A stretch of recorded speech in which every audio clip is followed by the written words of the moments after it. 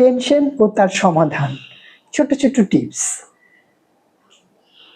আজ বিক্রিবাট্টা তেমন হলো না, অনেক চেষ্টা করা সত্ত্বেও বিক্রিবাট্টা তেমনভাবে জমেনি, খুব মন খারাপ আপনার।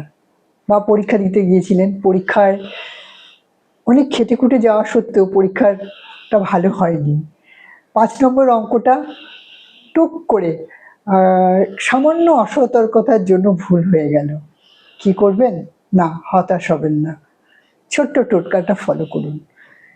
নাকের কাছে হাত নিয়ে দেখুন, যদি ডান নাকে আপনার নিঃশ্বাস প্রশ্বাস বয়, তাহলে ডান দিকে পাশ ফিরে শুয়ে পড়ুন। আর যদি দেখেন যে বাঁ দিকে বইছে, তাহলে বাঁ দিকে কাত হয়ে শুয়ে পড়ুন। এইভাবে 10 থেকে 15 মিনিট যে দিক থেকে আপনার মনে হবে নিঃশ্বাস প্রশ্বাস বইছে সেই দিকে কাত হয়ে শুয়ে থাকুন, মনের হতাশ ভাব কেটে যাবে।